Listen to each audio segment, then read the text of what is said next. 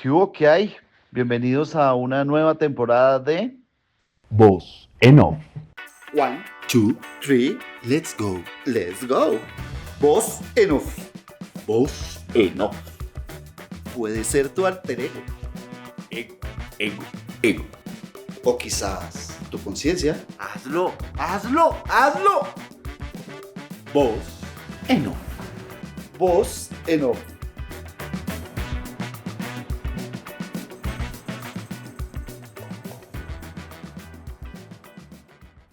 Hoy estoy... Mira, me vestí de gala. ¿Por qué? Porque viene uno de los mejores invitados que hemos tenido en este podcast. ¿Sí? Preséntalo. Para mí uno de los 3 mejores que hemos tenido en el ¿Sí? top 3. Sí, señor. Hijo de pucha, preséntalo tú. Uno de los mejores fotógrafos del país, directores de fotografía del país, y uno de los mejores vestidos en el medio audiovisual. Con ustedes, Andrés Gutiérrez. Esa de los mejores vestidos, no me la estaba esperando.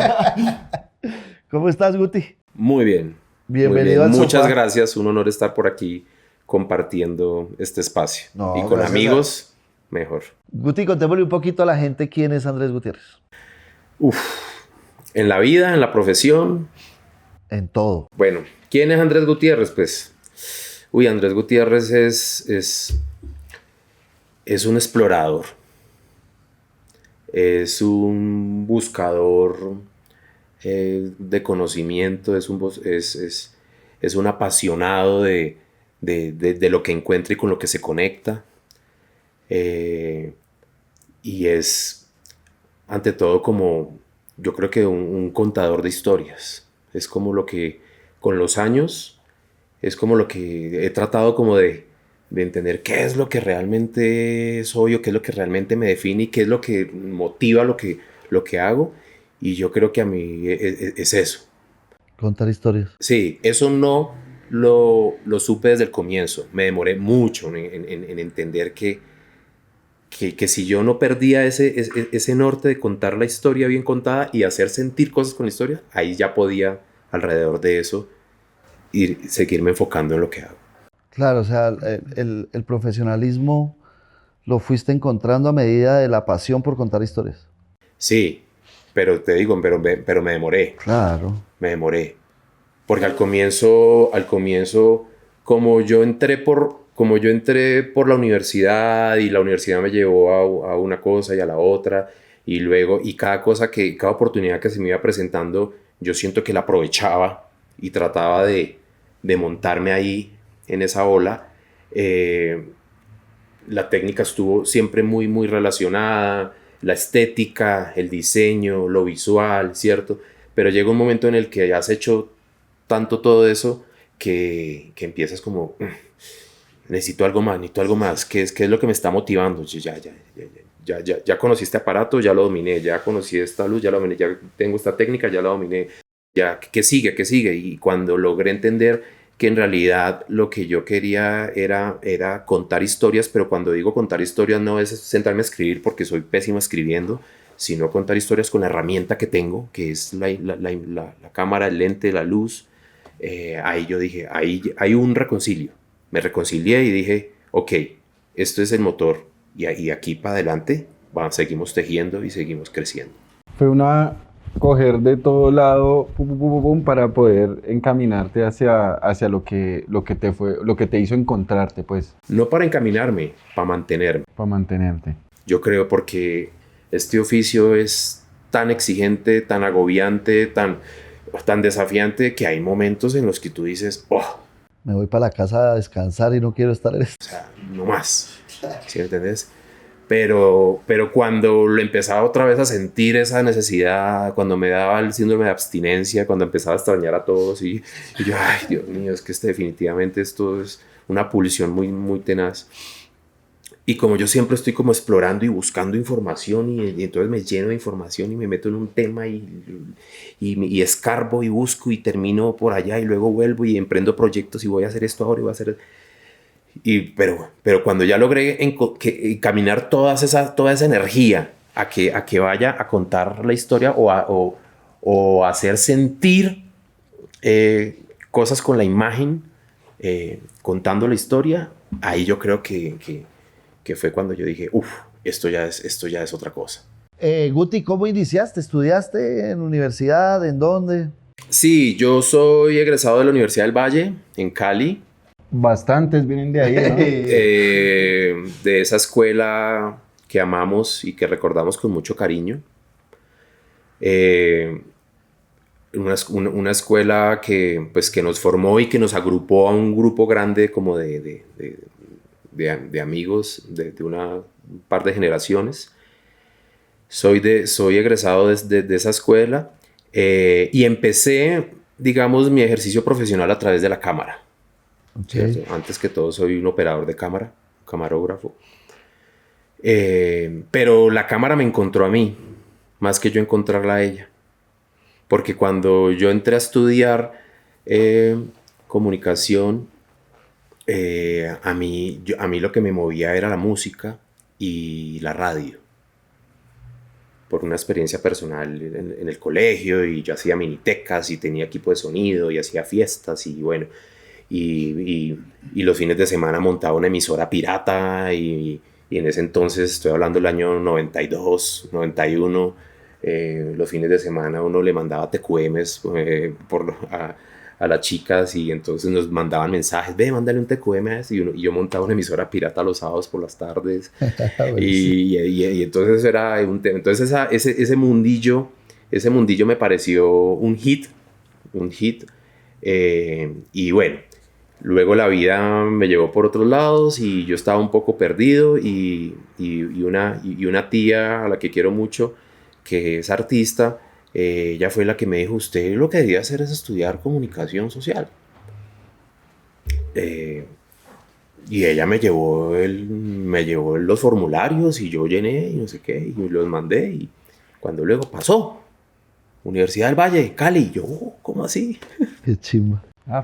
¿Estuviste en la misma época de Lili, Bocanegra, o estuviste con Moreno y con Diego y con todo ese parche? Es que hay una cosa muy particular de la escuela nuestra, y es que como la escuela nuestra no era, o no se podía decir que era una escuela de cine, Sí. sino que era una escuela de comunicación. De comunicación. Sí. Entonces ahí llegaba gente que estaba interesada, muchos en Esto. comunicación y muchos otros en cine y muchos en no sé qué. Yo llegué interesado en la comunicación en radio, pero el cine me descubrió y ahí ya me quedé. Pero de la generación mía, yo estoy muy solo. O sea, la gente con la que yo me gradué, yo creo que no hay nadie que esté haciendo cine Ninguno o televisión. vino a ejercer cine acá. No, claro. Entonces los que conocemos del medio y colegas, o estaban más arriba que yo o más abajo que yo. Es que Diego Jiménez puede haber sido una de las primeras generaciones de Es la... muy viejo, ¿sí? Sí. Y Moreno los también. primeros en ingresar. Carlos Moreno, César Salazar. César. Allá hay una cosa muy simpática, y es que en la universidad uno se distingue por el código. ¿Qué es el código? Es el año en el que entraste a estudiar. Okay. Entonces usted es Univalle, sí, ¿qué código? Entonces uno dice 95. Este man es 95. Pregúntele a Moreno y verá qué código es. Sí, Le tocaban los números 82. romanos. César Salazar. En números ¿de qué? romanos. Claro. Antes de Cristo. Claro, ellos son códigos de yo no sé qué código será. Diego, yo creo que Diego debe ser por ahí 91. No sé, Juan Cajil debe ser de esa época. Claudia Pedraza, por ejemplo, ella es más chiquita que yo. Yo creo que ella debe ser 97. No sé. Y No sé. también es del mismo parche. Y también es del mismo parche. ¿Cómo llegaste a Bogotá? Todos llegaron a Bogotá con una historia. ¿Tú cómo llegaste? Todos llegamos a Bogotá, sí, importados. Con la chuspa, la chaqueta jean. Sí, o sea, todos llegamos a Bogotá importados. Yo empecé mi carrera en la Universidad del Valle, había una programadora de televisión.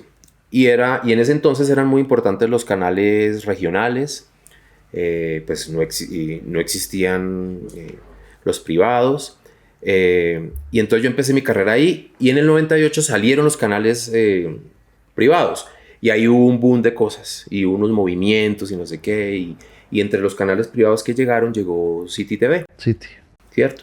Y entonces hay unos movimientos y dentro de la programadora de la universidad hubo movimientos y hubo importaciones directas y fichajes. Ah, porque ahí llegó Y Clich también. entonces ahí te entregaron. No, Clich, es que no, Clich venía, él ya estaba acá. Ah, él ya estaba acá. Él es un bayuno que llegó aquí, él se formó acá. Él se formó acá. Ah, ok. Sí, él se formó acá. Pero Jiménez también llegó a... Claro, él alcanzó a trabajar claro, con City. Es que exactamente. City era Nosotros super llegamos a pro, City. ¿no? Nosotros llegamos a City. Entonces, Muchos llegaron a entonces City. empezaron Claro. a jalarse la gente de Cali para City, porque era innovador y no sé qué. Y lo que pasaba es que la programadora VTV tenía una posibilidad de explorar mucho. Entonces, como se nutría de la escuela, había mucho experimentación y entonces...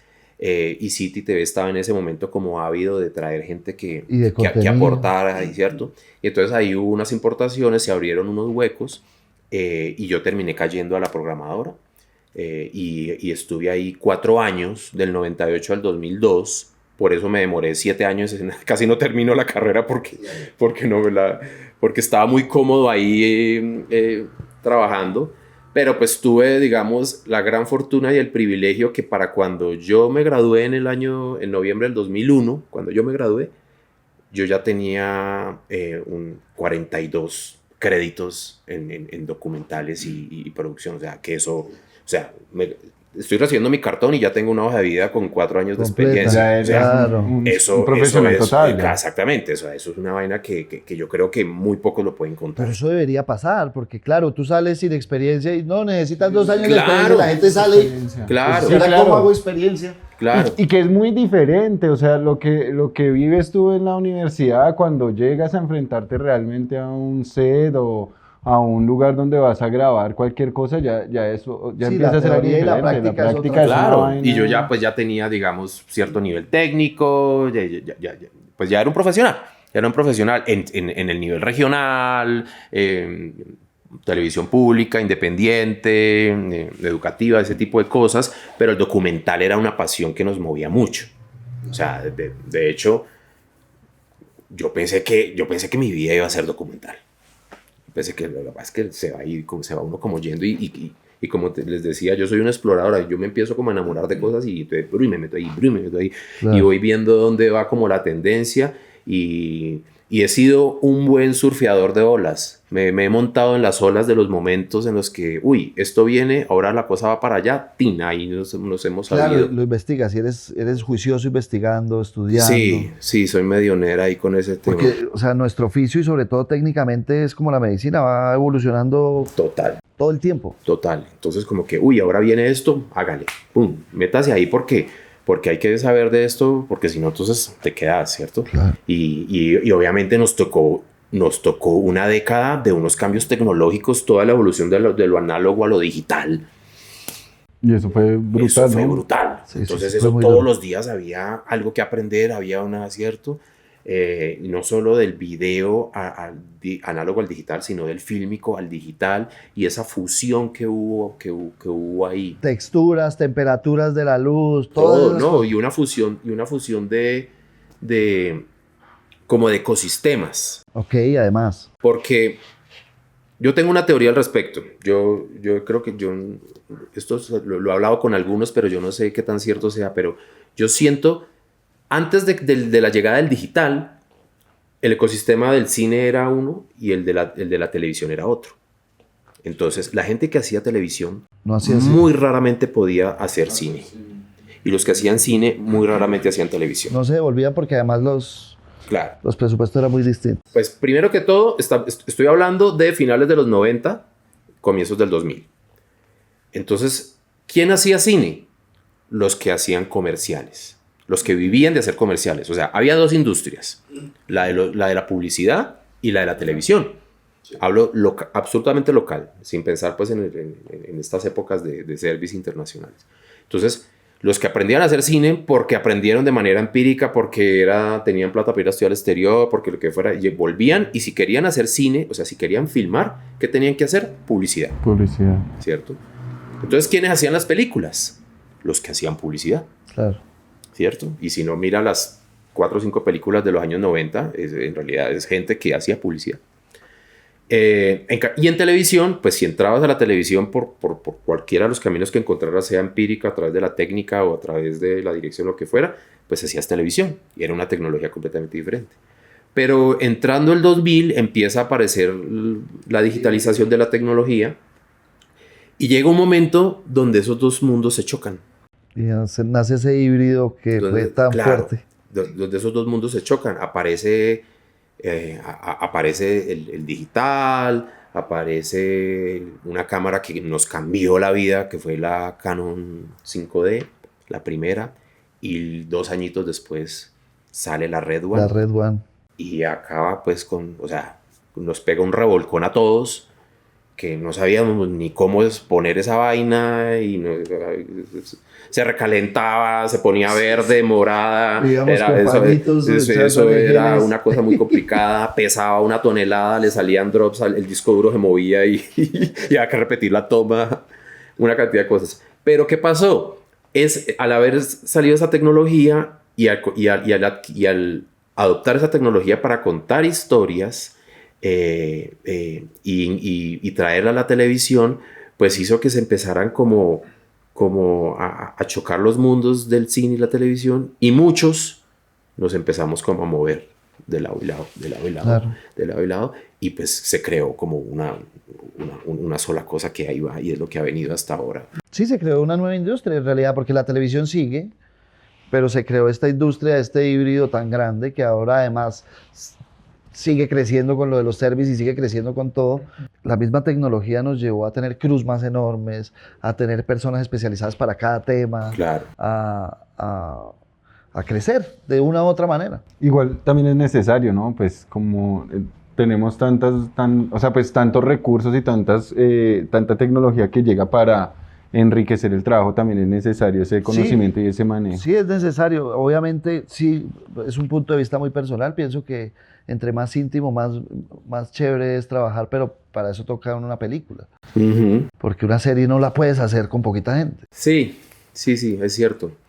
Pero sobre todo el tipo de historias, o sea, yo creo que también hubo una cosa muy importante en ese momento, y es que con la llegada de la cinematografía digital, ¿cierto? Y para entender cinematografía digital, digo, hay que hablar de la óptica, de los lentes. Sí. Y es que los lentes de la televisión eran unos y los lentes del cine eran otros. Pero cuando las cámaras de video lograron usar los lentes de cine, ahí hubo un clic. Claro. Muy importante. Porque entonces estabas trayendo al video el look cinematográfico. Y entonces yo era como un investigador. Yo decía, esta vaina, ¿cómo logras? Pues yo siempre me preguntaba, ¿por qué cuando yo veo una película en televisión se ve como una película y no como una telenovela? Claro. ¿Cierto? Y yo en ese entonces pues tenía camaritas de video, era realizador, hacía documentales, y yo no lograba que lo que yo hacía filmaba se viera como una película. Claro. No se veía así. Y empezaba pues como esta exploración, esta investigación. No, que es la óptica, no sé qué. Entonces cuánto curso había, me metía, y documentaba y metido en internet, buscando, entendiendo. Y recuerdo mucho que hubo en el año 2005, me encontré en internet un aparatico que era un adaptador para ponerle a las cámaras de video lentes de cine o de fotografía. Un anillo. O sea, no un anillo. ¿No? No, un anillo, una caja negra. Era con un proyector adentro, una caja oscura. Y entonces yo empecé a investigar y resulta que esa vaina, lo que hacía, cuando ya lo entendí, yo dije, ¡pah! Ya yo dije, oh, ya lo entiendo. Claro, era una cajita negra que adentro tenía un disco que giraba. Sí. Y ese disquito era un despulido, un ground glass, ¿cómo se dice? Opaco. Entonces se proyectaba ahí. Entonces tú a esa cajita negra le conectabas, le instalabas los lentes de cine y el lente proyectaba la imagen en el disco porque el disquito estaba en el mismo plano focal del negativo de 35 milímetros, sí. ¿Cierto? Y del otro lado, a la cámara de video, la que fuera, hasta un teléfono, bueno, entonces no había teléfonos pero cámaras de la época, como una cámara que usamos mucho, que se llamaba la Sony Z1, que era de cassette, HDB chiquitica. Tú le ponías una lentilla macro, se la pegabas a la cajita y le metías el zoom y enfocabas la proyección que el lente estaba haciendo en esa cajita. Y te daba el... Claro. Y el disquito se movía con una pila de 9 voltios de las cuadradas. Sí. Se movía ahí así. Y entonces se movía el granito. Había grano. Había grano. Y eso era Cine. Eso era cine. Ese aparato me dio la entrada a mí al mundo del cine. ¿Cómo se llamaba el aparato? Primero se llamó Rec Rock Micro, se llamaba el aparatico. Era una cosa súper rudimentaria, muy barata. Había una cantidad de problemas inherentes, el tema del foco, la imagen. Tú sabes que las imágenes se proyectan al revés, entonces te quedaba al revés, entonces a ti te tocaba poner un monitor encima, patas arriba. En ese entonces los monitores no tenían como que, ay, flip vertical, no, eso no existe, no, había que poner el monitor patas arriba. Y entonces, yo hasta ese entonces, pues yo hacía tele, hacía documental, ese tipo de cosas, hacíamos videoclips y con video.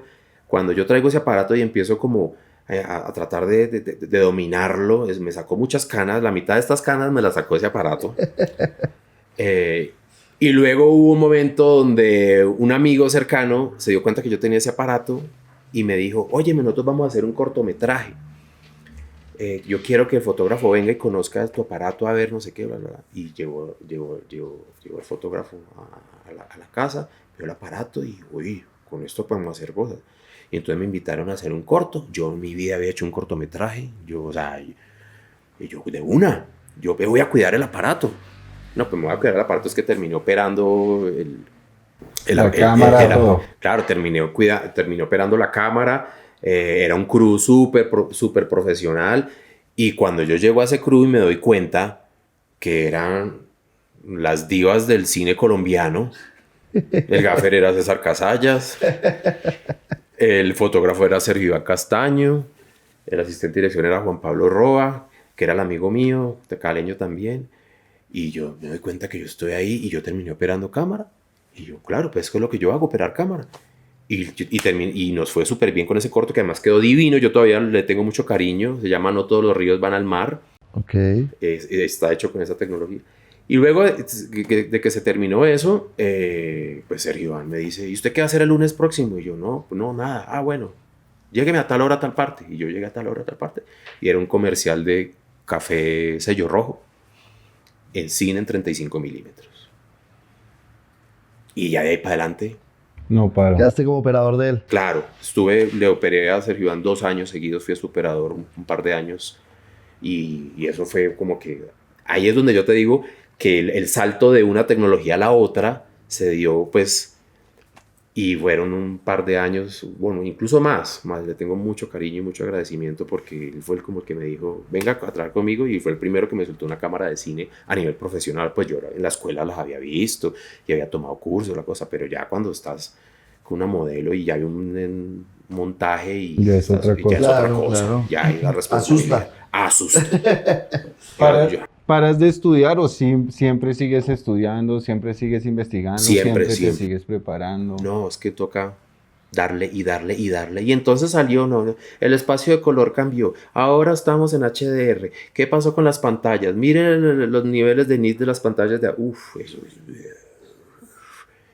Pero pues se le vuelve una pasión, ¿cierto? Y como ya uno tiene un background acumulado, pues llegas más fácil a la información, ¿cierto? De cierta manera, porque ya sabes las rutas. Más fácil acomodarse a lo Sí, nuevo. claro, porque no tienes que empezar de cero, estás empezando desde más arriba. Y entonces,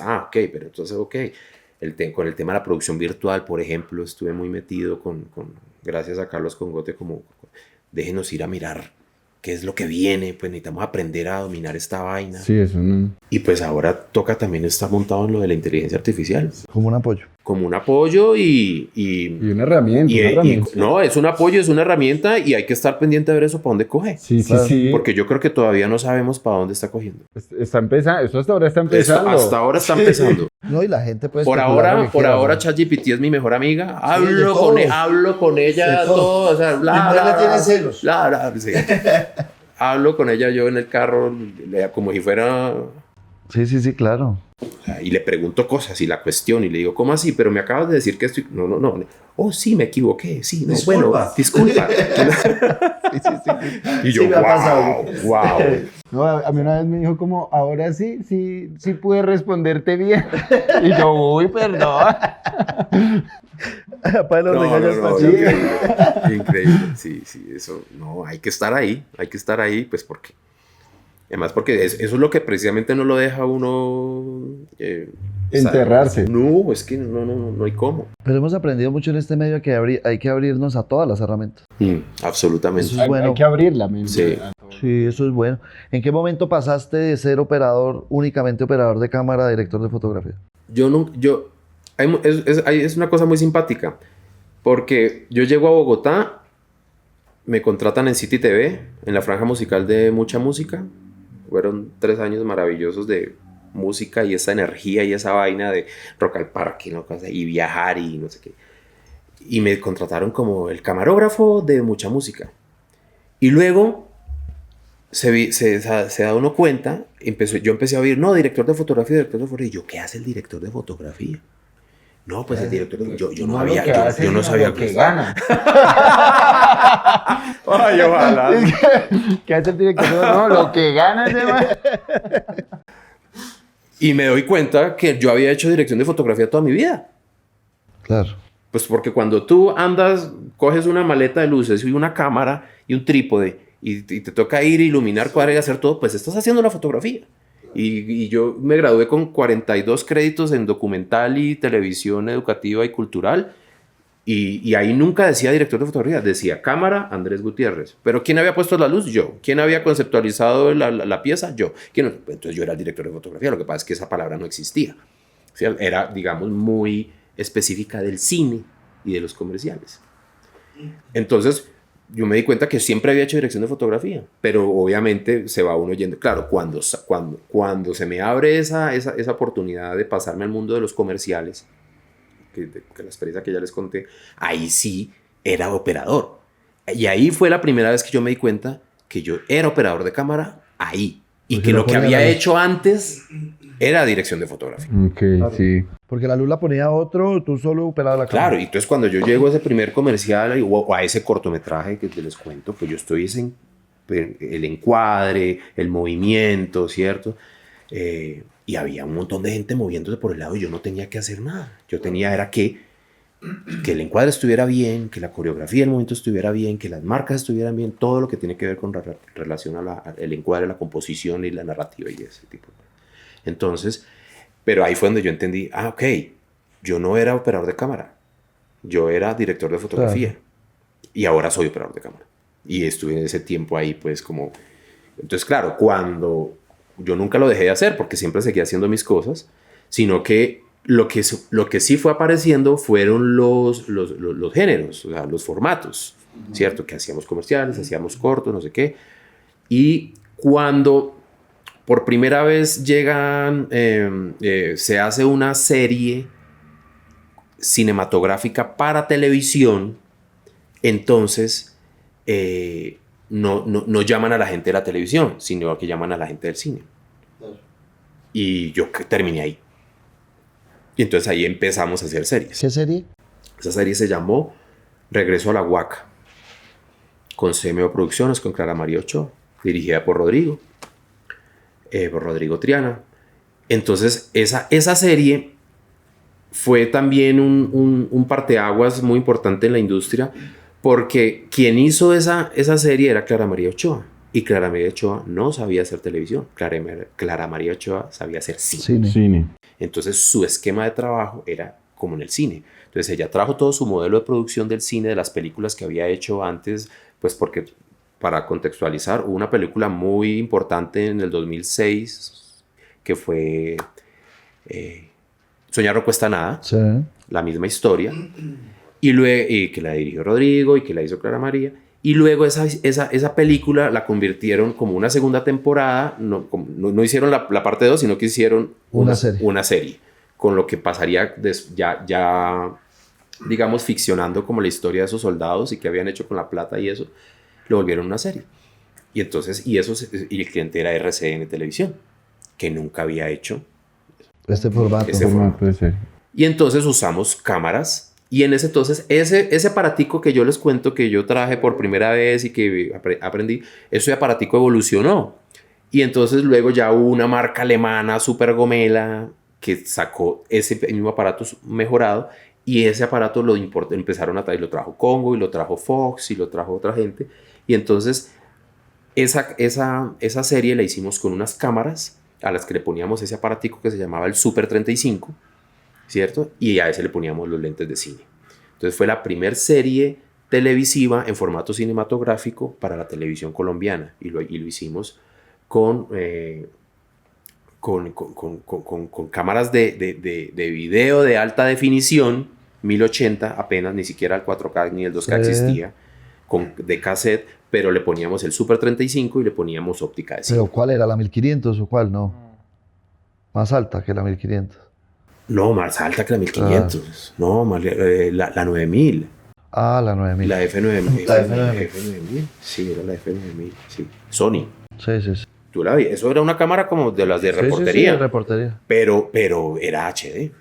Y esa es la cámara con la que se están haciendo los formatos de televisión de cable. En ese entonces empezaron a llegar como tiempo final, sin retorno, lo que hacíamos Todo en lo que Fox, hacía Fox. Todo lo que hacía Fox. Y esas mismas cámaras, que habían 2 en el país, las cogió Clara María y dijo, vamos a hacerlo con esta cámara. Y como ella no sabía hacer tele, sino que sabía hacer cine, estas eran discusiones que con ella no había que dar. Ella sabía que era la óptica, no sé. Cosa que le costó mucho al resto de productores. Claro, porque era al revés. Porque era al revés. Ellos venían de hacer televisión y necesitaban aprender el formato cinematográfico. En cambio, de este lado era por lo menos a nivel técnico. Sí. Entonces esa fue como la primera y ahí fue mi primer serie como narrativa importante, ¿cierto? Pues de largo aliento, Operando Cámara. Operando Cámara. ¿Quién era el DP? El DP era Julián Torres. Ok. Era Julián Torres. Y luego ya el siguiente proyecto fue pues el proyecto que nos cambió también mucho la vida al parche, a los amigos, que fue Correo de Inocentes. Correo de Inocentes. Correo de Inocentes. Correo de Inocentes. Yo ahí empecé como cámara Steadicam y estábamos ya filmando la película. El fotógrafo era Diego Jiménez, el director era Clich López, era la primera serie de Clich López, la primera serie de Diego, la primera serie, o sea, todos estábamos como ahí, estamos estrenando las Red Ones, que no, o sea, que fueron una pesadilla. Que eran una pesadilla. Y entonces ahí es que sucede como el chance. Igual ya nos conocíamos. Yo a Clich lo había conocido en City TV, a Diego desde la universidad también. En fin, todo eso. Pero entonces ahí pasó algo. Carlos Moreno le salió Todos tus muertos. Sí. Y se llevó a Diego a hacer la película. Y entonces yo me quedé con la serie. Y entonces ahí fue como que, bueno, ¿quién se queda? Pues Andrés. Y entonces ahí me suben ahí a hacer dirección de fotografía. Diego, y pues entonces uno hacía 6 meses, uno trabajaba 6 meses, 7 meses, eso era larguísimo. Entonces Diego hizo la película y volvió. Entonces cuando volvió, se abrió una segunda unidad. Y entonces ahí en ese momento yo me voy y abro la segunda unidad con Felipe Cano como director. Que era primero dirección. Que exactamente. Entonces los dos, que esa es una historia muy bonita que yo tengo en común con Felipe, y es que fue nuestro primer proyecto en el que él era director y en el que yo era fotógrafo. Y Diego vuelve y coge la unidad de Clich y ya seguimos trabajando. Y entonces ahí digamos que yo creo que ese es el momento en el que yo ahí ya dije, ahora ya volví otra vez a ser director de fotografía. Renací. ahora sí soy director de fotografía. Bueno, como que, entonces es muy simpático porque se demora uno en entender que está haciendo cosas que en realidad ya había hecho, pero pues, y precisamente por eso, porque ya está uno preparado, es que puede aprovechar la oportunidad. Sí. Claro. Que esa es una de las cosas que yo le digo mucho a los muchachos. Usted prepárese para estar listo cuando la oportunidad llegue. Porque si no tienes la experiencia y la preparación, Chao. no solo no vas a poder aprovechar la oportunidad, sino que no la vas a ver. Claro. No, Se se te va a quema pasar y no te vas a dar cuenta que ahí va una oportunidad. En algún momento ustedes vieron la necesidad, digo ustedes porque fueron varios directores de fotografía que dijeron, esta máquina tenemos que operarla porque nosotros nos gusta la cámara y tenemos que montarnos un Steadicam. ¿Cómo fue esa vuelta? Sí, porque el Steadicam es como parte de esa pulsión de contar historias y de mover la cámara el Steadicam es un aparato muy noble, no con los músculos, No con la sino con la imagen, no con la espalda, sino con la imagen, porque yo creo que es el único aparato, es el único soporte de cámara que no hay una intermediación entre la cámara y el operador. O sea, no hay un motor en la mitad. Se vuelven uno. Exactamente. Y es física. Y es absolutamente análogo. Y como es física y es absolutamente análogo, es orgánico. Entonces, lo bello del Steadicam es lo imperfectamente bello que es. Porque los movimientos se mueven. Son muy suaves. Son suaves, y no solo suaves. Sí, y se mueve la cámara un poco y pierde el horizonte un poco y no sé qué. Pero cuando tú tienes la cámara montada en el Steady y tú estás con un personaje y estás conectado con la escena y ese actor está transmitiendo una sensación y un movimiento y tú estás conectado con la escena, tú sabes que en el momento en que ese actor me dé un guiño, se mueva, no sé qué, yo simplemente intuitivamente voy a reaccionar y el equipo se va a mover. Claro.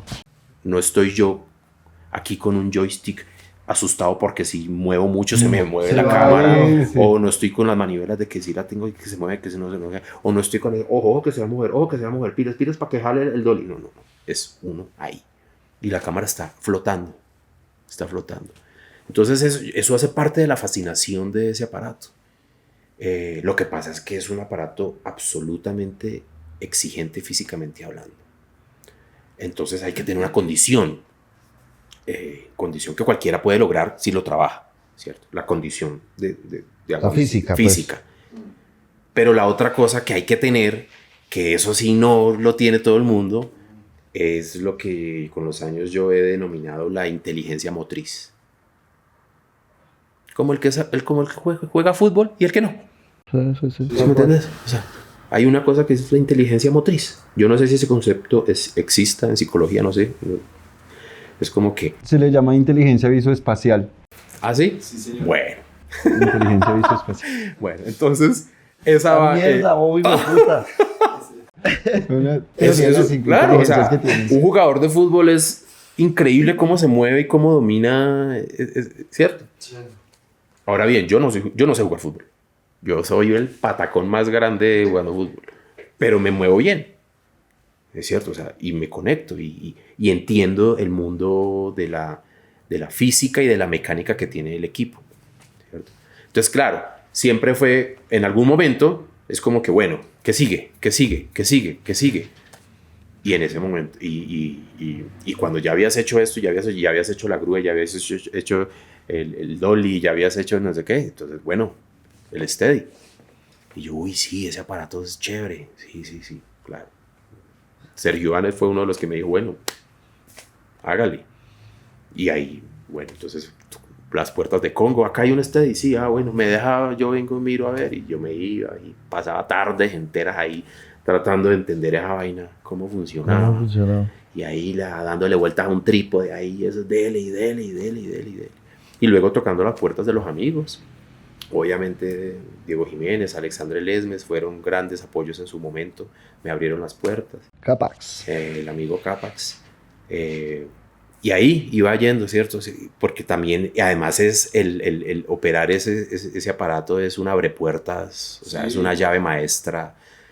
Yo creo que de los crecimientos más importantes que yo he tenido profesionalmente fue después de ya ser un operador de Steadicam consolidado.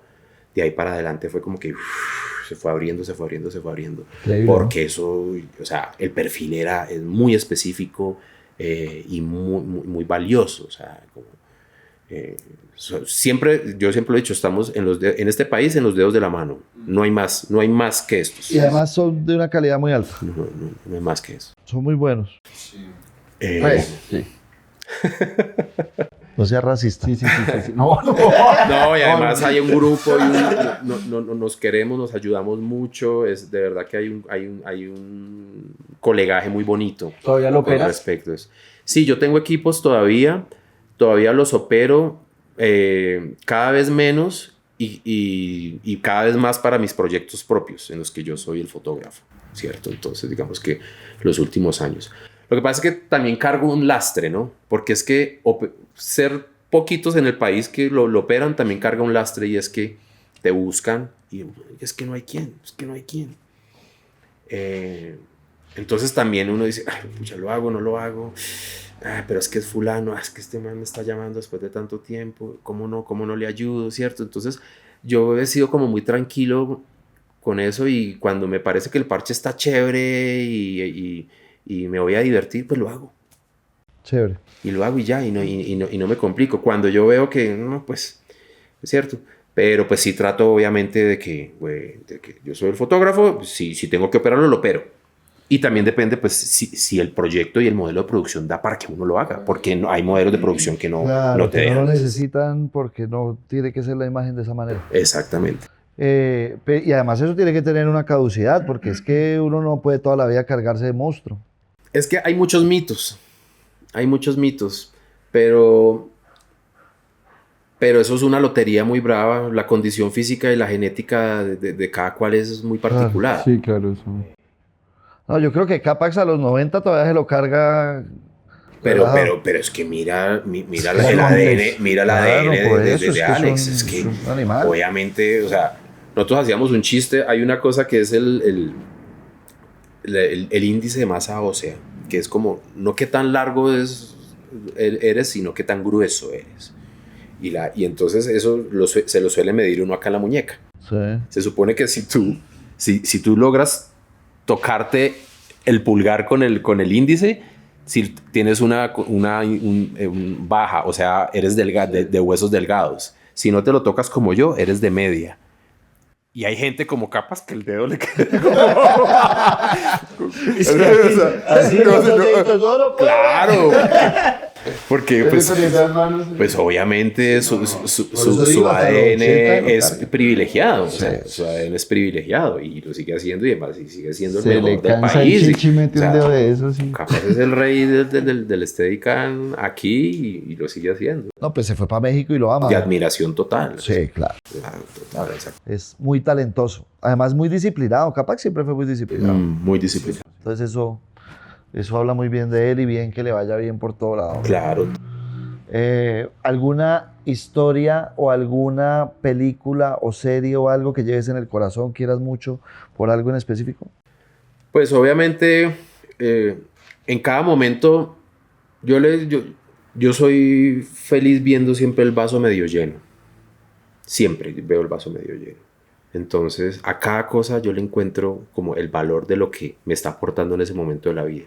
Y pues Regreso a la Huaca fue la primera en la que salté ahí. El Correo de Inocentes fue La primera que me también, dejó pues, hacer sí, claro. la primera en la que me dejó hacer fotografía, ¿cierto? En La Promesa, que fue la que vino después, también hicimos cosas muy, muy, muy interesantes. Pero hay una película a la que yo le tengo mucho cariño y se llama La Cara Oculta, de Andy Weiss. ¿Por qué le tengo mucho cariño? Porque esa película para mí fue la primera película en la que yo trabajé como operador. Operé cámara y operé Steadicam. En cines de 35 milímetros. No estuve toda la película, pero hice la cámara B, los conciertos, operé Steady también varias veces. Porque esa película para mí representó, digamos, como el tipo de cine con el que yo conecto. El tipo de cine con el que yo digo, esta película es respetuosa con el espectador. Y hay un interés de que el espectador entienda la historia. Y yo soy fan de los finales sorpresas y de los giros dramáticos, de las películas que al final tú quedas como que, no la vi venir. Sí, claro. O sea, eso a mí me parece un hit. ¿Entiendes? Y pues de todos modos, como mi formación profesional primaria es la de comunicador, yo siento una responsabilidad muy grande porque lo que yo cuente se entienda. Y por hablar el código con el que estoy, con el que me van a entender. ¿Entendés? Entonces también por eso hay veces con cierto cine de autor no conecto mucho. Como mi formación profesional primaria fue la comunicación, siempre siento como una responsabilidad de que lo que yo estoy contando se entienda. Entonces yo en esa película yo sentí que había un interés muy particular de Andy, que además lo admiro mucho como director, de contar la historia, que se entienda la historia, pero sobre todo de encontrar una manera no convencional de contar la historia para que al final haya una sorpresa o haya cierto. Sí. Entonces, y además sentí que había un nivel de profesionalismo que nosotros hasta ahora estábamos como empezando a descubrir a nivel de cine. Y le tengo mucho cariño a esa película por eso. Y ahí también empecé a entender eso que he ido descubriendo con el tiempo, que es como esa responsabilidad, y por eso no conecto mucho con el cine de autor, con cierto cine de autor. Sí. Cuando yo siento soberbia en el cine de autor, yo desconecto. Claro. O sea, cuando Protagonismo para otro lado. Sí. Pues ciertas películas, porque también hay cine de autor también muy respetuoso, cierto, independiente, o yo no sé si es llamarlo autor o independiente, pero desconecto. Como que digo, pues yo creo que esta película en realidad hay que ponerla en un museo. Es un ejercicio experimental, es un video experimental, entonces pues póngala en un museo. Sí. Con la cara del que la hizo. Y sí, bueno, y está listo. ¿Cierto? Pero no es de esa persona. Y luego no se queje que porque no llenó salas. Pues hermano, claro. Si quiere llenar salas, conecte con la audiencia. Conecte con el público. O sea... Y conectar con la audiencia no quiere decir hago lo obvio, o sea, no. Hay maneras muy interesantes de conectar con la audiencia. O si no, entonces mire el cine americano. Pero es que ahí está el reto. Si no, mire el cine gringo. Ellos logran conectar con la audiencia. Y usted no sale diciendo, eso está lleno de obviedades, es que yo me lo predeseo. O sea, y son obviedades, ¿sí? Que es a lo que voy, que muchas veces aquí nos pasa y es como en una película gringa, de un momento a otro alguien saca un arma y dispara y ya, pero aquí tiene que ver uno de dónde sacó el arma, dónde compró el arma, si era el mercado negro, si... La marca del arma. Sí, o sea, son cosas que uno dice como que complique y sí pasa. Pero no generalice. O sea, no. En algunas, sí. De todos modos, yo siento que el gran chiste del cine, la historia es muy importante, pero yo creo que lo que realmente diferencia al cine es la forma. Uh-huh. O sea, ¿cómo cuentas tú la historia? La misma historia se ha contado de N cantidad de veces, pero si tú tienes un punto de vista no convencional, absolutamente particular, y logras darle una identidad a cómo la vas a contar, tienes una película. Sí, y lo importante va a ser siempre la narrativa, o sea, el guión y cómo lo expreses. Yo creo que ese es otro de los parteaguas en mi carrera profesional. Fue entender el lenguaje cinematográfico. Claro. Y me demoré. Porque como en los primeros 10 años de la carrera uno está como tratando de resolver todo el tema técnico y de entender cómo funcionan las cosas y por qué funciona eso y por qué me desenfoco y por qué la sombra es dura y por qué la cámara vibra y por qué no me queda ese grano en las bajas y por qué la ventana, por qué no se me ve el árbol a través de la ventana, una cantidad de cosas, y uno está tan ocupado en ese tema técnico que yo siento que luego de 10 años de estar en el oficio pude como ya tener todo eso de una manera intuitiva. Ya fue mecánico. Y ya entender que lo que yo necesito es aplicar el lenguaje cinematográfico y hablar el lenguaje cinematográfico para poder hacer sentir cosas, para poder transmitir emociones y ayudarle al director y a los actores y al talento a que transmitan esas emociones. Y ahí es cuando yo digo, no, Esa es la magia. esto Esa es es la otra magia. cosa. Y ahí hay una diferencia completamente distante con lo que tiene que ver con la televisión, por ejemplo. Claro. Digamos que la televisión de antaño, pues, de que tú pones 3 cámaras y pones actores ahí delante y bueno, hágame llorar. Y la cámara Claro. quieta, ¿me entendés? La cámara no narra. No narra. Es diferente cuando tú al actor le quitas esa responsabilidad tan grande y le das una parte de la responsabilidad. La otra parte de la responsabilidad la tengo yo como fotógrafo, la tiene el director de arte o diseñador de producción con la atmósfera y el ambiente en el que está, el director con la guía que nos está dando y entre todos logramos hacer sentir algo, ¿cierto? Ahí como, wow. Entonces, de ahí entonces todo ese... Y ahí ya me vuelvo como un obsesivo de la identidad narrativa, ¿cierto? Es como buscando cómo vamos a hacer que esta película, esta serie, este corto, este comercial sea absolutamente única y particular y que cuando tú lo veas digas, esa imagen es de tal película, ¿cierto? Como nos pasa con muchas películas que uno tiene en su cabeza. Ay, hagamos este plano. Claro, y se vuelven referencias. Claro. Se vuelven referentes. Sí. Guti, en algún momento, tú has tenido equipos siempre. Te han robado equipos, has tenido un chicharrón en algún rodaje, has tenido un mal momento en algún rodaje. He tenido muy, muy malos momentos. Sí. Yo creo que por ejemplo, he corrido con muy buena suerte, me han robado muy pocas cosas, nada importante. Pero un momento que para mí fue como complicado fue que me bajaron la única vez que a mí me bajaron la cámara del Steady porque no lo estaba haciendo bien, me lo bajó el maestro Alessandro Angulo. ¿En serio? Yo creo que él no se acuerda. Yo estaba muy, muy, muy crudo todavía. Entonces, en ese entonces, el maestro Alessandro Angulo hacía parte como de ese pool de directores que hacían las campañas y los cabezotes de las telenovelas en Caracol. Y yo hacía parte como de ese de un equipo, de un staff que llamaban de cuando en vez a filmar las campañas y los cabezotes. ¿Pero eso era un in-house de Caracol o era No. aparte? No, eso era de afuera. Ellos tenían un departamento, pero lo llamaban a uno. Éramos freelances. Y recuerdo que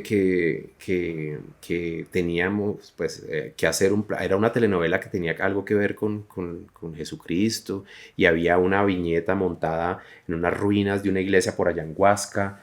Y había una señora que era como María y tenía como a Jesucristo en el piso, en su regazo, ¿cierto? Como que se había muerto. La iglesia de Siecha. En las iglesias, eso, la iglesia de Siecha, allá, ahí. Y entonces había que entrarle en modo bajo, la cámara sí, llegarle a ellos, pero estaban tirando viento, acerrín, humo, ventilador, porque era como una tormenta, se había acabado de morir Jesús, y yo tenía que entrarle así perfecto, en medio del pasto, no sé qué. Y la cámara era... O sea, el dramatismo y la cámara no se movía como correspondía al momento. Y yo estaba muy, muy nuevo, muy asustado, muy, muy nuevo. Y lo hice 2, 3 veces, claro. Y el maestro me dijo, no, ¿sabe qué? Montemos el dolly. Pónteme el dolly. Mónteme el dolly. No tengo problema. Y ya, la única vez. Y después de eso aprendí un montón de temas que, como yo también he tenido la oportunidad de ser profe y de dictar cursos, yo les digo a los muchachos, ese día toda la culpa fue mía. ¿Por qué? Porque yo no dije, no puedo. No puedo, claro. Porque ¿cómo le digo yo al maestro Alessandro Angulo que no puedo? Claro. Entonces va a decir, este man no sirve y me va a sacar. Sáquelo de una. Además, ¿para qué lo traje? Sí, claro. Yo tuve que haber dicho, no puedo, o si quiere que yo lo haga, pues hay que hacerlo de tal o cual manera. O deme tantas tomas, o necesito ensayarlo. O este no es el equipo para eso. Ajá. Entonces, es que recuerden que el Steadicam es un equipo, es un péndulo suspendido en gravedad cero. O sea, la física lo afecta, el viento lo afecta, todo. La inercia lo afecta. Entonces, si yo tengo viento, humo, acerrín volando por los lados, todo todo eso. Luego aprendí técnicas para Para poderlo controlar para poder, más. para La poder, bandera al no, lado. no para controlarlo, sino para poder evadir incluso, o sea, momentos, cosas que luego ya aprendí con los años, la experiencia, ¿cierto? Pero sí, la culpa fue completamente mía porque yo no dije no puedo, sino que yo dije hágale, y pues me fue mal. Claro. Oye, Guti, estábamos haciendo fugitivos en San Gil y algo pasó. Uy, huepucha. Fugitivos en San Gil, el accidente... Algo te pasó, sí. Ah, bueno, eso fue una experiencia de esas que uno no quiere recordar mucho. Estábamos en Fugitivos en San Gil haciendo una serie que se llamaba Fugitivos. Y un fin de semana yo llevé a mi familia que estuviera conmigo y yo me fui a un hotel aparte de la producción para pasar el fin de semana con ellos. Y la noche en la que, la primera noche, se metió un tipo al cuarto y nos robó. Mientras estábamos dormidos, se metió un tipo al cuarto y sacó los teléfonos, sacó las maletas, sacó todo. Qué miedo. Y familia, ya había sacado varias cosas, eso lo vine como a entender después. Y en medio de la noche yo abrí el ojo y yo vi una sombra ahí parada al final, al final de la cama. Y yo he sido de esos que uno se levanta y uno ve una sombra ahí parada y yo no hago así, sino que yo me quedo hasta que me despierte. Para luego darme cuenta que es la chaqueta colgada del perchero, ¿sí me entiendes? Sí, como que, ¿no? Y entonces yo estaba esperando como despertar, cuando la sombra se movió, y entonces yo ahí ya dije, ahí ya. Me desperté. Y yo me le fui encima al tipo y me agarré con él. No me pregunte por qué, o sea. Fue distinto. Bueno, producto de ese forcejeo y de esa pelea, el tipo terminó volándose, yo lo empujé por el balcón, cayó allá abajo, salió corriendo, no sé qué, bla, bla, bla. Producto de ese tuve una dislocación de un hombro, me sacó el hombro, me quedó acá el hombro. Me acuerdo. Y bueno, eso me tocó volver a Bogotá una semana, incapacitado y toda la cosa, y luego, y llevar a mi amigo Juanca Martínez a que terminara lo de allá, que él estaba haciendo la segunda unidad. Y bueno, ya aquí en Bogotá retomamos, pero sí fue maluco eso. Maluco. Sí, me acordé, por eso lo toqué. Sí. No sabía si lo querías tocar, pero... No, finalmente es... Tú siempre incomodando a la gente. Siempre esas cosas que... No, pero pues eso, anécdotas y historias... Eso es lo que hay. Oye, ¿en algún momento has tenido o has sentido estrés, depresión o ansiedad? La depre, cuando está en la universidad. Yo siento que el estrés ya lo volvimos normal en este medio. No. Y la ansiedad hay veces. Sí.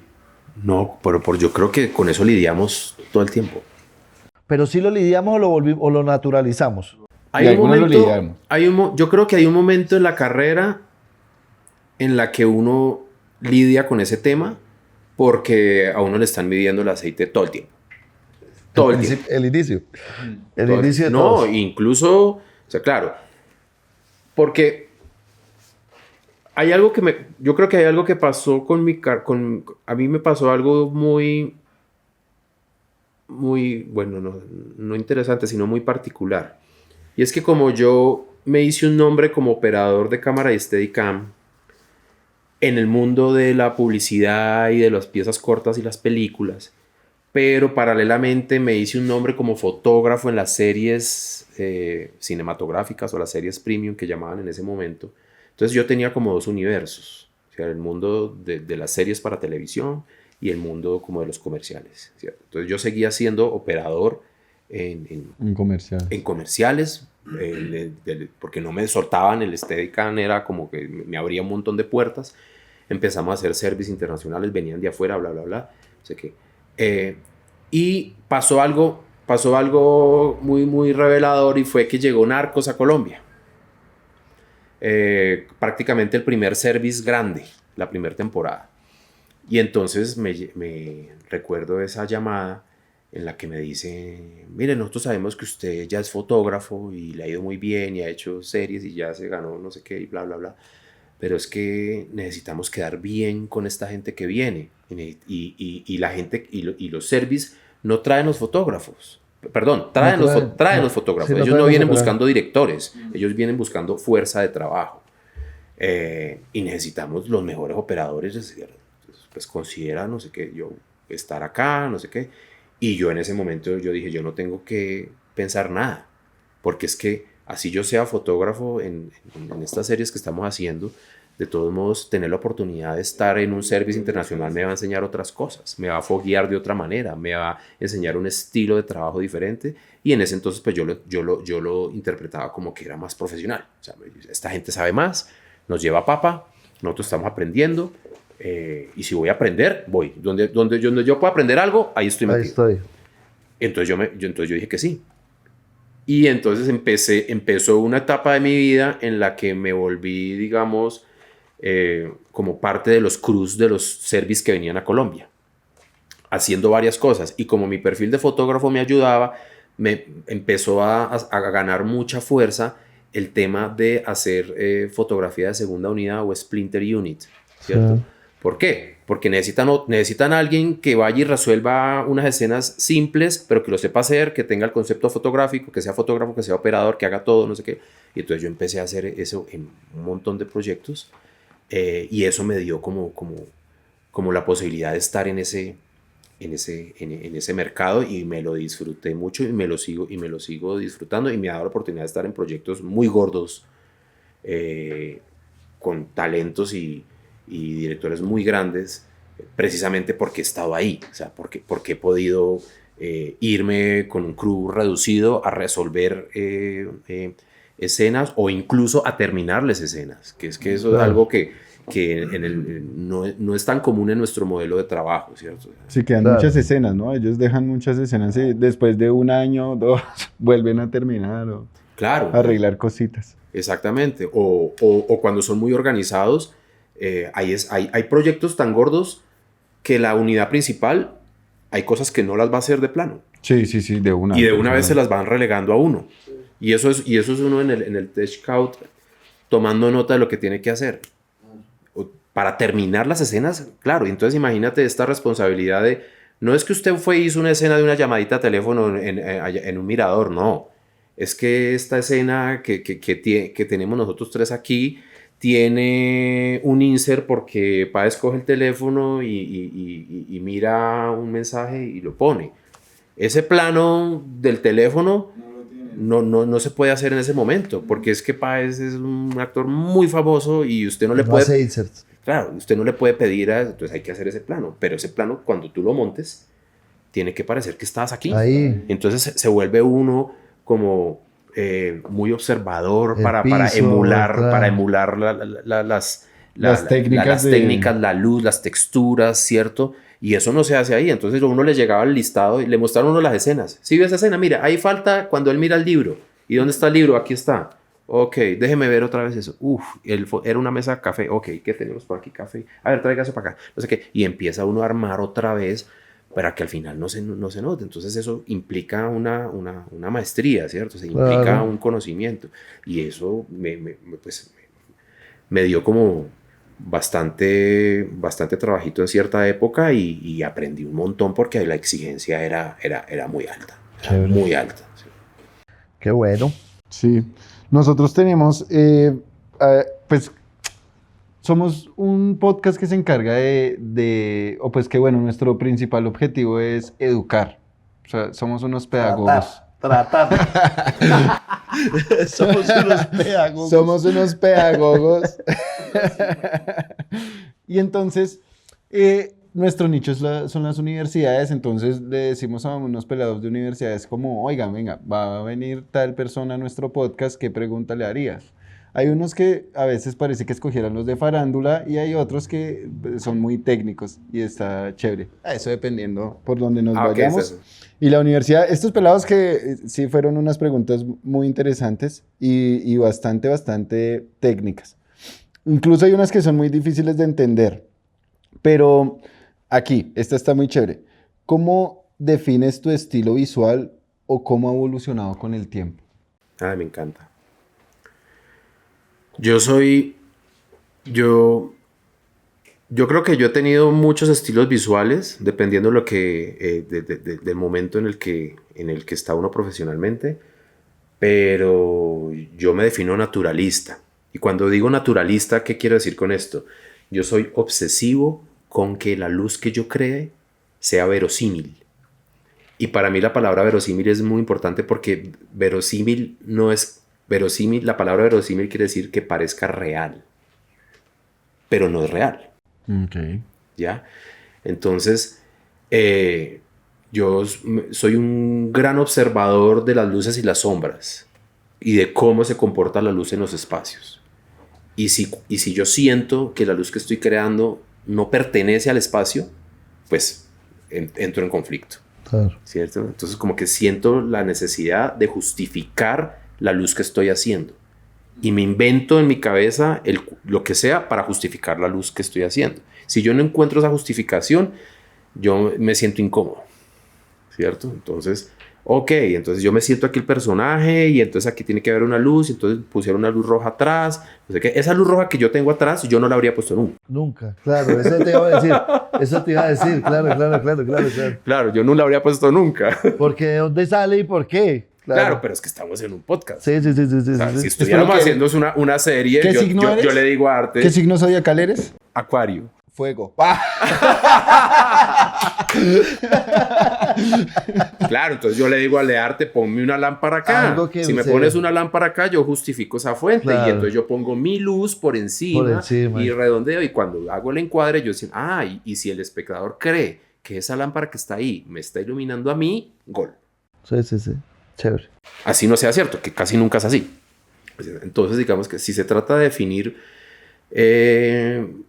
actualmente me gusta como el tema naturalista, y con naturalista no quiero decir que no use luces o que solamente use la luz natural. La luz natural. No, sino que soy obsesivo con que la luz pertenezca a los espacios y que controle la luz. O sea, eso me gusta mucho, o sea, controlarla y pero que esté justificada. Chévere. Mira, esta también te va a gustar bastante. ¿Cómo haces para no caer siempre en las mismas composiciones y en los mismos esquemas de iluminación? Es que es muy difícil que uno caiga siempre en las mismas composiciones y los mismos esquemas de iluminación, porque cada proyecto, cada historia es un reto diferente y hay que encontrar una manera única y particular de contarla. O sea, tú no eres como nosotros, perdón, te interrumpo, como no nosotros, sino como muchos locacionistas que necesitamos una oficina y muestran la misma oficina para 4 o 5 proyectos. Oficina, se la tengo. Por eso les decía, en parte y en esa misma línea como de pensamiento, cuando yo entiendo el lenguaje cinematográfico, cuando yo digo, el lenguaje cinematográfico, es que eso es la solución a todo, ahí uno dice, ok, yo tengo que crear un universo Para cada historia. Y ese universo lo creo con el director y con el diseñador de producción. Entonces somos 3 cabezas pensando en cómo se va a ver esto. Y nos solemos escribir o crear como un decálogo de lo que se puede hacer y no. A mí me gusta mucho hacer eso, por ejemplo. Y cuando me encuentro con directores nuevos, les digo, bueno, hagámonos un decálogo del no.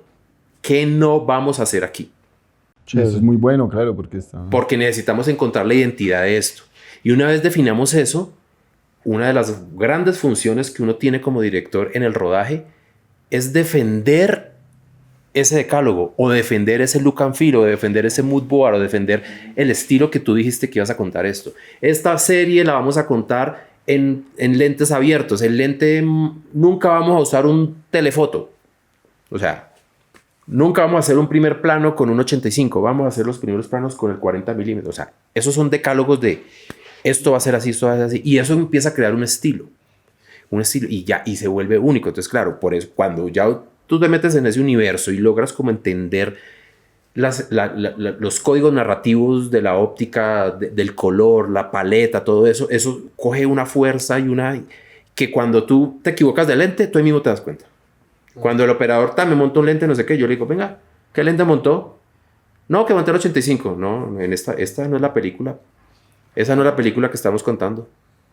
¿En qué quedamos? Ok.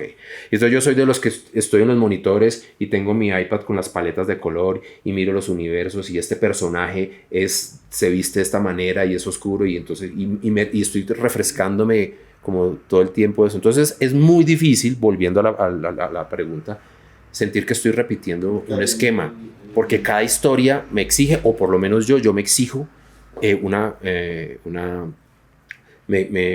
manera única y particular de contarla. Y si uno estuviera haciendo otro tipo de proyectos, de pronto las técnicas sí se repiten, pero los resultados nunca son los mismos.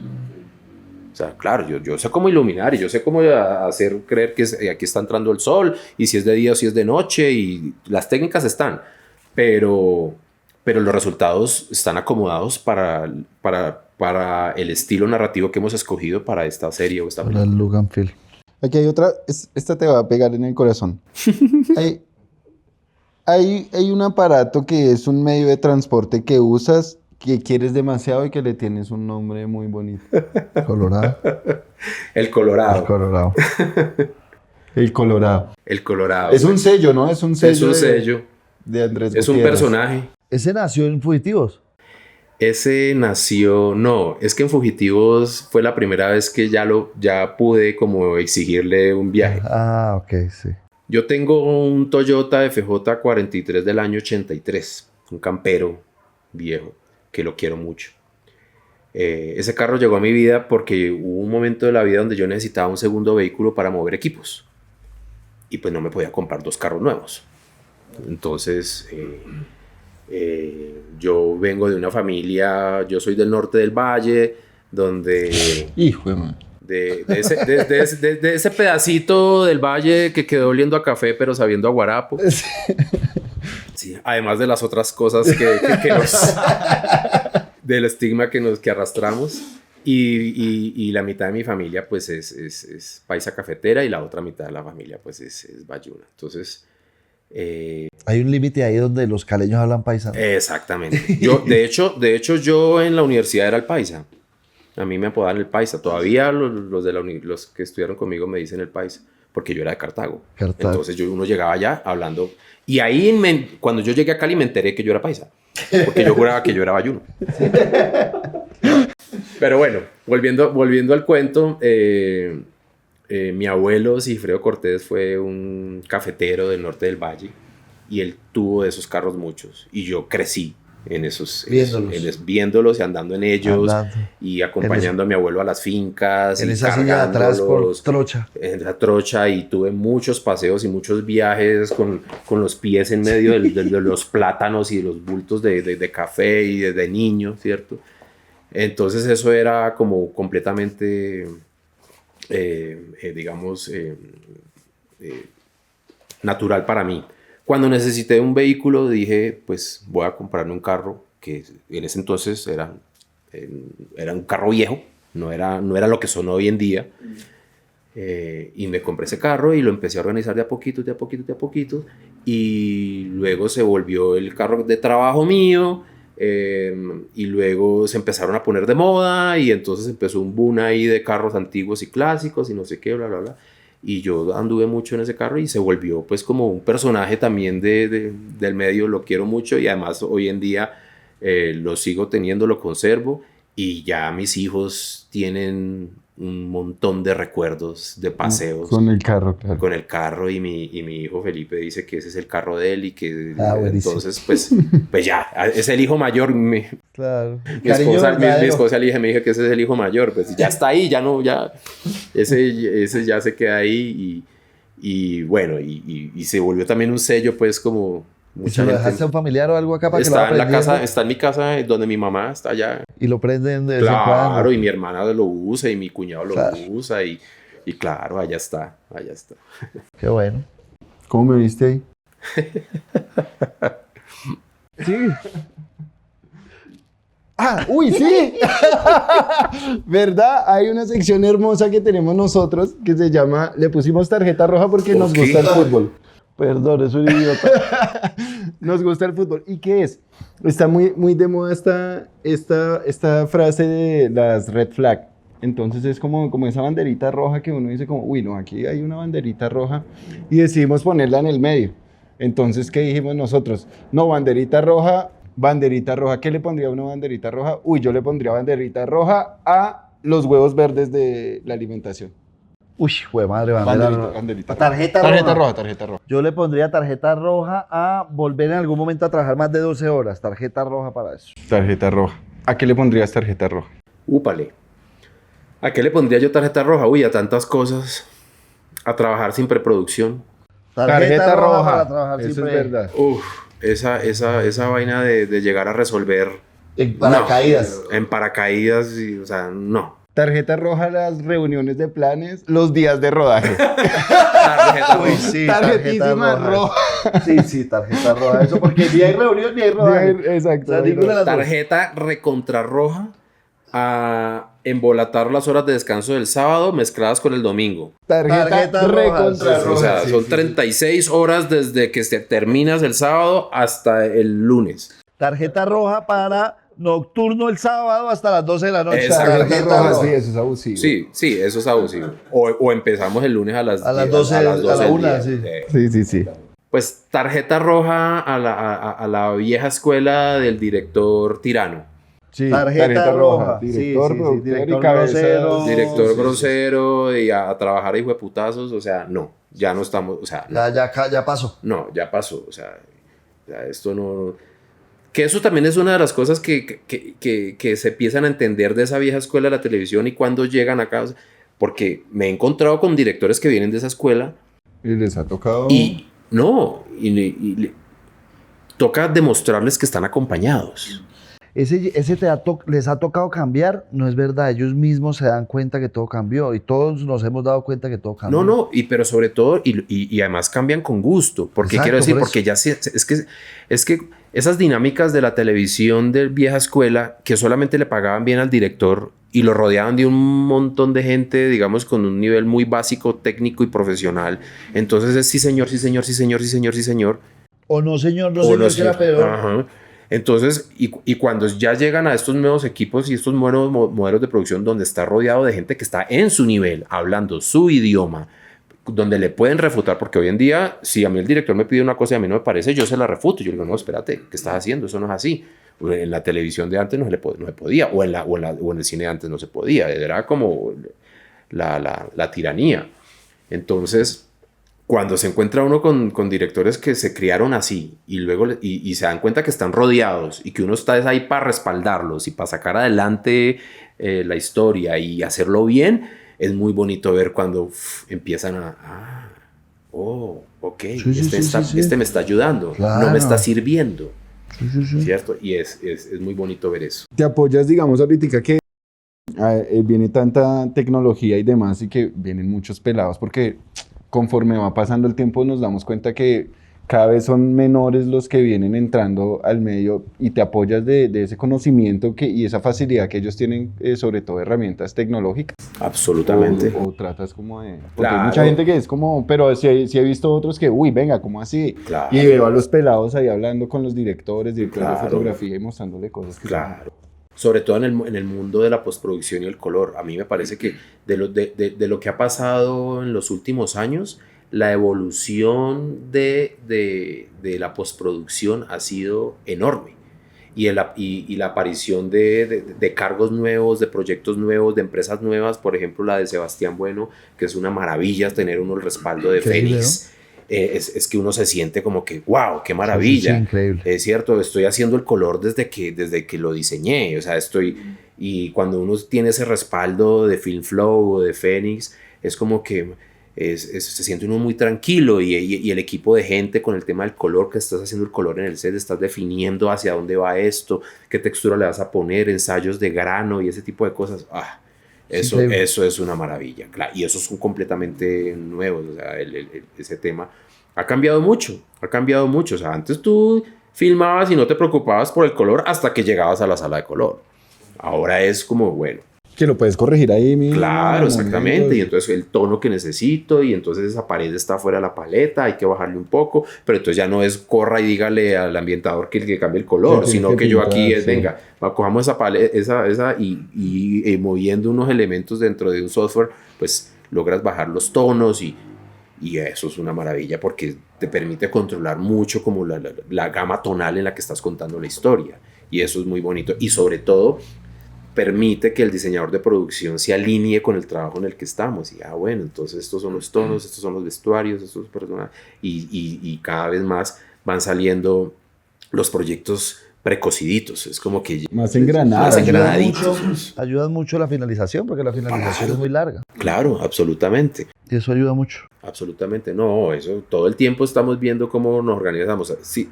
hay una cantidad de herramientas nuevas que han salido y hay otras que yo no vi venir. Para mí, esa es una revolución importante, pero la más importante de todas, de los últimos años, son las luces inalámbricas. Las luces inalámbricas. O sea, yo sí no vi venir que uno pudiese tener una luz con una batería y que alumbrara Ya, tanto chao, y sí. que no tenga un solo cable. Y más aún que usted diga, súbale esa luz y que Con el celular. ya le subí, Sí, le subo señor. más, le bajo más, más verde, más azul, así, todo aquí con un iPad. Y yo digo, oh, ¿qué es esta maravilla? Sí, increíble. Como si uno estuviera en un estudio y uno, uy, pero no, es que esa temperatura, antes era rollos de filtros, Rollos de filtros. que CTO, CTB, CTS, una cantidad de vainas y uno tratando de mantener ahí las tonalidades. No, ahorita usted RGB, totana, súbale tanto magenta, quítele cian, no sé qué, pa.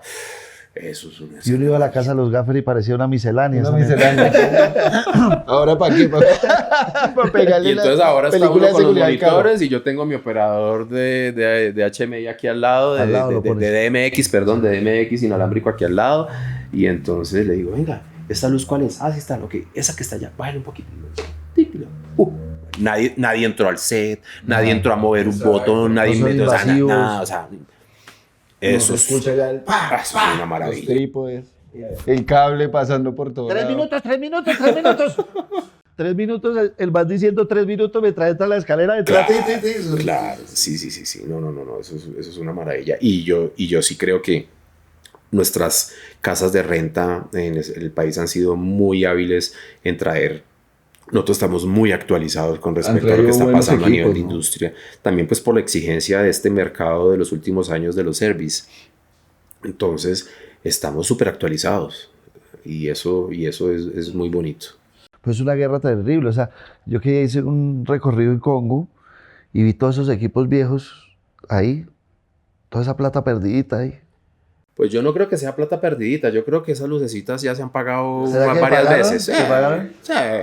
Lo que pasa es que, mejor dicho, a Congo sí que le toca estar en una carrera de nunca acabar. Tiene que renovar. Eso renovar. eso están todo el tiempo. Claro. Y lo peor es que la tecnología cambia acá. Claro. No, y ahorita O sea, está... Es las una cámaras, avance. esta cámara ya es vieja en 6 meses. Exactamente, claro, no, eso es una carrera de nunca acabar. O sea, en 4 la cambiamos. En 4 sale esa cámara. Guti, démosle un consejo a esta cámara a los chicos que quieran empezar en este medio o que estén estudiando o que de pronto quieran salirse ya de esto porque es muy duro. Porque es muy duro. Porque es muy cruel. Muy cruel. Muy brusco. Yo no creo que uno se pueda salir de esto. Eso es como los mafiosos, o sea. A mí me da mucha risa. El año pasado hicimos un proyecto en algún lado y nos llevaron a la locación y entramos y no sé qué. Ay, uy, este espacio, ¿qué esta locura? ¿Y esto cuánto tiempo? No. No, es que esto es de un ex mafioso. ¿Ex mafioso? ¿Cómo hace uno para ser ex mafioso? Pues está excarado. O sea, no hay manera. O sea, y yo creo que este oficio, no, o sea, los que, mejor dicho, yo creo que hay un punto en el que uno se puede salir y cuando ya cruzas esa línea ya no te Ya no hay... sales. no, sí. Porque ya estás en otro momento en el que la pulsión vital pasa por acá. Entonces Necesitas la mala vida.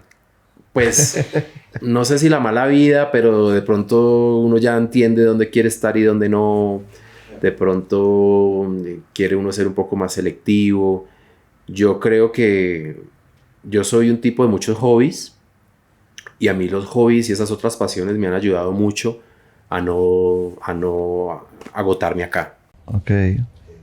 Entonces, y a poner mi cabeza como en otros como en otras líneas de investigación y de pensamiento. Entonces, hay veces cojo temas y le doy. O sea, yo recuerdo que tuve una época en la que estaba fascinado con la optimización energética en el hogar.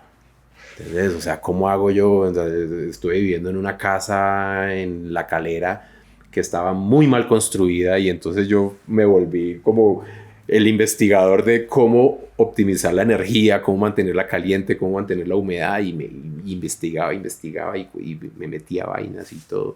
Entonces, pero fácilmente cambio el chip y vuelvo y caigo en esto, que es lo que me define profesionalmente. Yo como consejo, pues la formación constante, eso es inherente a este oficio. Uno no puede dejar de... O sea, y ya lo había dicho, pero lo reitero, o sea, si te preparas, si tienes la experiencia, las oportunidades van a aparecer, pero para que aparezcan las tienes que ver. Y cuando aparezcan, te montas en esa ola. Y hay que surfearla, y llevarla. Y yo creo que yo he sido como pilo a la hora de entender dónde están esas olas y cuáles son las que hay que montarse. Y he ido como surfeando unas olas y otras y ahí vamos. Qué bueno, Guti, qué buen consejo para los chicos. No te pierdas todos los miércoles 8 p.m. Voz en Off. Voz en Off. Voz en Off. Voz en Off. Voz en Off.